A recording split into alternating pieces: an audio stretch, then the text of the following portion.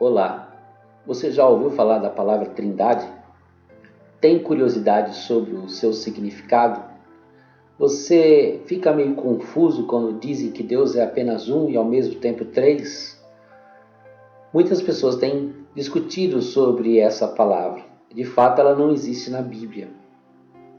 Mas eu quero estudar um pouquinho sobre esse assunto. Se você estiver curioso, convido a você a seguir alguns versículos bíblicos pelo qual a gente possa esclarecer sobre esse assunto. Eu sou o professor Brandão, da Escola Bíblica Dominical, da Igreja Batista em Brás Cubas. E o texto que eu quero ler com você, ele está em João. Diz assim, versículo 30 do capítulo 10 de João. Olha só o que Jesus diz. Vamos ler alguns versículos em lugares diferentes, ok? Olha só o que Jesus declara. Eu e o Pai somos um. Olha o versículo 10 e 14. Não crês tu que eu estou no Pai e que o Pai está em mim? As palavras que eu vos digo, não as digo de mim mesmo, mas o Pai que está em mim é quem faz as obras. Crede-me que estou no Pai e o Pai em mim. Crede-me ao menos por causa das mesmas obras. Mas quando vier o Consolador, que eu da parte do Pai vos hei de enviar, aquele Espírito da verdade que procede do Pai, ele testificará de mim. O texto áureo está destacado em Coríntios, 2 Coríntios 13. A graça do Senhor Jesus Cristo e o amor de Deus e a comunhão do Espírito Santo sejam com todos vós. Amém. Paulo declara isso se referindo a três pessoas, O Senhor Jesus, o amor de Deus e a comunhão do Espírito Santo. E essa verdade é que a doutrina da Santíssima Trindade nos faz sermos mais conscientes da nossa completa dependência de Deus e nos motiva ao necessário crescimento no conhecimento do Senhor. Veja, a gente pode estudar, isso para nós faz um sentido, mas é muito difícil a gente ter uma definição clara na nossa cabeça. Há um só Deus, sobre tudo e todos. Esse é um ponto de partida. Um só Deus. E isso o Velho Testamento revelou de várias formas, Quando o Senhor falava, o próprio Deus Pai falava, só há um Deus, não há outro Deus além de mim. Ele foi bem enfático na questão da lei, Nós vimos até os evangelhos, o próprio Deus se revelando ali de uma forma unigênita, mas o Espírito Santo estava trabalhando com ele. Jesus também aparece no Velho Testamento sendo chamado de o anjo do Senhor. Depois ele é encarnado e revelado como Cristo. Mas a palavra Elohim do grego, ela já denota uma pluralidade, Quando ele fala façamos, Tudo no plural, Façamos a nossa semelhança. Então quando Deus ele fala ali, se revela, ele sempre coloca numa pluralidade, Nunca de uma forma única e singular. Então percebe-se que a pessoa de Jesus é revelada a nós no segundo momento. E o Espírito Santo também. Então, vemos três etapas aí de revelação. O Pai no Velho Testamento. Jesus encarnado como Verbo. Depois, ele sobe ao céu. E o Espírito Santo de Deus, ele é o que está na igreja hoje. Quando ele fala, rogarei ao Pai. Então, Jesus se refere ao Pai como a outra pessoa. E rogarei para que mande outro Consolador. Na terceira pessoa. Então observa-se que são coisas distintas, Então mesmo que essa palavra não exista, a Trindade, mas Jesus ele se relaciona com essas duas pessoas. Quando Jesus orou na frente do túmulo de Lázaro, ele agradece ao Pai, ele conversa com o Pai. Quando ele está na cruz, ele fala, Pai, eles não sabem o que fazem, perdoa. Então ele fala, eu irei para o Pai. Então há uma referência de uma diferenciação de pessoas aí. Agora, apresentar a Trindade, Pai, Filho e Espírito Santo é o que nós vamos apresentar nessa lição. Esse é o objetivo.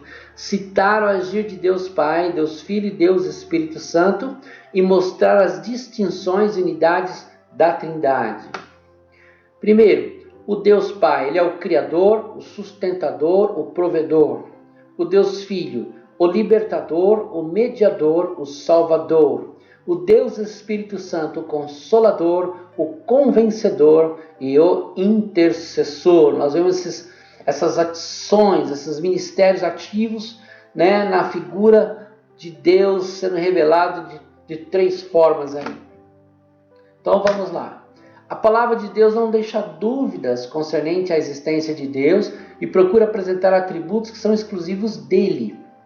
Tais revelações aumentam nossa fé, temor e interesse em conhecê-lo cada vez mais. O Deus Pai. Um só Deus e Pai de todos, o qual é sobre todos e por todos e em todos. Efésios. Uno, único no seu gênero ou espécie, indivisível, um Deus único. Trino, que consta de três, um só nome para definir três coisas ou aspectos. Essa divisão é puramente didática, não implica a existência de uma divisão ontológica da natureza de Deus ou de uma divisão entre seus atributos. Ou seja, ele é único na sua forma, ele é um Deus, ele é um espírito, né? Não são três espíritos, ele é um espírito, né? E é um Deus único, mas ele também consta três na questão de definir aspectos diferentes. Então, na sua essência ele também é amor, né? Na sua essência ele também é justiça. Então a gente começa a ver características que colocam Deus sendo ao mesmo tempo uma única pessoa com tantas outras propriedades e características. Pedro relata as três pessoas, mas sem deixar a harmonia, posicionando cada um na sua atividade. Olha o que está escrito em Pedro. Eleitos segundo a presciência de Deus Pai, em santificação do Espírito, para a obediência e aspersão do sangue de Jesus Cristo. Graça e paz vos sejam multiplicadas. Olha só, vamos ler novamente. Eleito segundo a presciência de Deus Pai, em santificação do Espírito, para a obediência e aspersão do sangue de Jesus Cristo. Graça e paz vos sejam multiplicadas. Então nós temos aí uma referência a três pessoas com ênfase, né, a propriedades diferentes. A perfeição na criação é de encher os olhos. Os céus manifestam a glória de Deus e o firmamento anuncia as obras das suas mãos. No princípio criou Deus os céus e a terra, e viu Deus que tudo que tinha feito, e eis que era muito bom, e foi à tarde e amanhã o dia sexto. O que mais impressiona é que o mar não derrama e nem o firmamento cai. A criação de Deus é perfeita. Deus é o sustentador de tudo que existe. As Escrituras Sagradas nos ensinam que Deus não é apenas o Criador dos céus e da terra, mas Ele também é o seu sustentador. Nada do que existe existiria fora dele. Se Ele abandonasse sua criação apenas por um momento, tudo pereceria. Deus sustenta todo o funcionamento do universo. O equilíbrio da natureza e do universo como um todo está na palma das suas mãos. Ele é o controlador supremo. Deus sustenta todas as coisas pela palavra do seu poder. O meu Deus, segundo as suas riquezas, suprirá todas as vossas necessidades em glória por Jesus Cristo. Jeová Jireh em hebraico quer dizer o Senhor que provê. Deus provê todas as coisas. Então veja, Ele é o Deus Criador, é o Deus sustentador e é o Deus provedor. Ele é único, não há outro Deus, senão um só. Só há um Criador. Vamos falar um pouquinho do Deus Filho.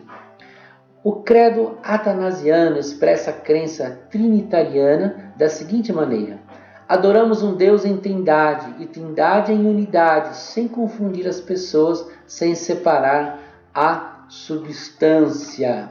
Jesus veio cumprir a sua missão e foi fiel e obediente ao Pai em tudo, mesmo sendo em forma de Deus. Jesus não só liberta da ignorância espiritual ou concernente à salvação, mas também liberta oprimidos e cansados. Jesus liberta endemoniados, liberta de doenças, do físico e da alma. E Ele também é libertador, e conhecereis a verdade, e a verdade vos libertará, se, pois, o Filho vos libertar, verdadeiramente sereis livres. Porque há um só Deus e um só mediador entre Deus e os homens, Jesus Cristo, homem, e em nenhum outro há salvação, porque também debaixo do céu nenhum outro nome há, dado entre os homens, pelo qual devamos ser salvos. Porque ninguém pode pôr outro fundamento além do que já está posto, o qual é Jesus Cristo. Disse-lhe Jesus: eu sou o caminho, a verdade e a vida. Ninguém vem ao Pai senão por mim. Porque Deus amou o mundo de tal maneira que deu o seu Filho unigênito, para que todo aquele que nele crê não pereça, mas tenha a vida eterna. Porque Deus enviou o seu Filho ao mundo, não para que condenasse o mundo, mas para que o mundo fosse salvo por ele. Então, observa-se que Jesus é uma outra pessoa. Respondeu-lhe, pois, Simão Pedro: Senhor, para quem iremos nós? Tu tens as palavras de vida eterna. E nós temos crido e conhecido que tu és o Cristo, o Filho de Deus. Então nós vimos aqui que Jesus veio cumprir sua missão e foi fiel e obediente ao Pai em tudo, mesmo sendo em forma de Deus. Vamos falar um pouquinho sobre o Espírito Santo. Nas Escrituras Sagradas, o Espírito Santo é expressamente chamado de Deus. Ele possui os atributos de Deus e realiza atos e obras de caráter divino. O Espírito Santo tem muitas funções, ele nos ensina todas as coisas, nos faz lembrar de tudo que Jesus nos falou. Jesus é a referência do Espírito Santo na obra da redenção do homem, do resgate do homem. O Espírito Santo ele trabalha apontando para Jesus, sendo o caminho, o Salvador. Jesus chama o Espírito Santo de Consolador, nome dado ao Espírito no Novo Testamento. Significa mentor, defensor, consolador. Todavia, digo-vos a verdade, que vos convém que eu vá, porque se eu não for, o Consolador não virá a vós, mas se eu for, enviar-vos-ei, e quando ele vier, convencerá o mundo do pecado, e da justiça, e do juízo. Do pecado, porque não creem em mim; da justiça, porque eu vou para o meu Pai, e não me vereis mais; e do juízo, porque já o príncipe deste mundo está julgado. E ele também é intercessor. E da mesma maneira também o Espírito ajuda as nossas fraquezas, porque não sabemos o que havemos de pedir como convém, mas o mesmo Espírito intercede por nós com gemidos inexprimíveis. E aquele que examina os corações sabe qual é a intenção do Espírito, e é ele que, segundo Deus, intercede pelos santos. Olha que obra maravilhosa! Que obra incrível de restauração de todas as coisas. O Espírito Santo agora ele trabalha realizando esse convencimento, essa conversão das pessoas em reconhecer as suas obras. É maravilhoso esse trabalho do Consolador. E vimos que nas Escrituras Sagradas, o Espírito Santo é expressamente chamado de Deus. Em Hebreus, inclusive, ele é chamado de Deus. Nós vemos alguns textos por lá. Ele possui os atributos de Deus e realiza atos e obras de caráter divino. Vamos concluir o assunto da seguinte forma. Por tudo que se deve agradecer, devemos ser gratos a Deus por ter nos revelado tamanho mistério, aceitando por meio da fé o Pai que nos criou, o Filho que nos remiu e o Espírito Santo que nos santifica. Que Deus te abençoe e que nessa semana você possa ter uma semana de vitória.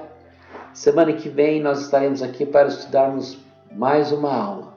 Que Deus abençoe você e tenha uma excelente semana.